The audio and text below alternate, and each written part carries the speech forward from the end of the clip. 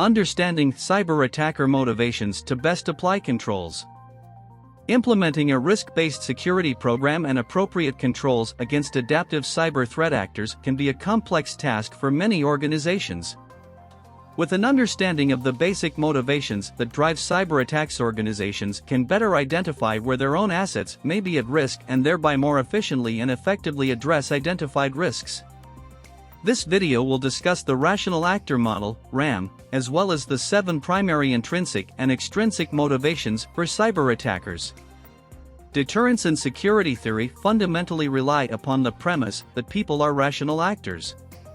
The RAM is based on the rational choice theory, which posits that humans are rational and will take actions that are in their own best interests. Each decision a person makes is based upon an internal value calculus that weighs the cost versus the benefits of an action. By altering the cost-to-benefit ratios of the decisions, and therefore behavior can be changed accordingly. It should be noted at this point that rationality relies upon a personal calculus of costs and benefits. When speaking about the rational actor model or deterrence, it is critical to understand that rational behavior is that which advances the individual's interests and, as such, behavior may vary among people, groups, and situations. For this reason, it is impossible to prevent all crime through deterrence. Some people will simply weigh the pros and cons of committing a crime and determine it is worth the risk based upon their personal internal value calculus.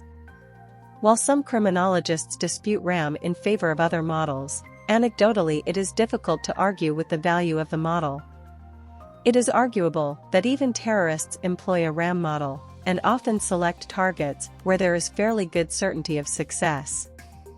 This, again, echoes the model of risk management and a rational model of decision-making. The concept repeats in all areas of behavior, including cybercrime.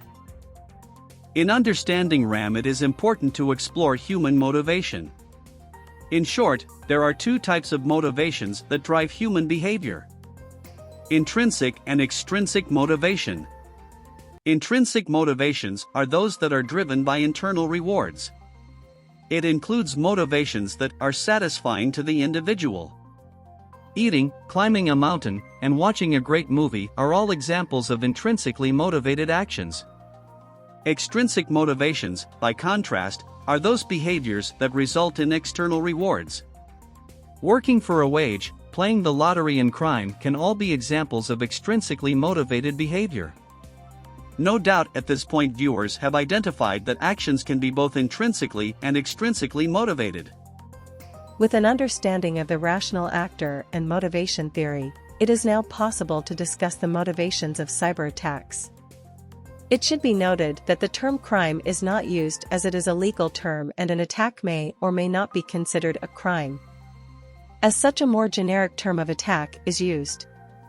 In general, 7 different motivations exist for those who attempt a cyber attack. 7 motivational factors for cybercrime. Financial, extrinsic. Social/political hacktivism, primarily intrinsic. Espionage, extrinsic. Revenge, intrinsic. Nuisance/destruction, intrinsic. War/defense, extrinsic. Facilitation, extrinsic. The motivations are most accurately depicted in a Venn diagram, as they are not mutually exclusive. An attacker may have more than a single motivation to target a particular organization. Additionally, different attackers may have different motivations. Consider the example of a large construction company. It is foreseeable that an organization such as the Earth Liberation Front (ELF) may attempt an attack to make a political or social statement, while the same organization could be targeted by an adversarial nation-state in an attempt to steal intellectual property. Organizations evaluating their security posture and developing a risk-based security framework would be well served to consider the various potential motivational related threats.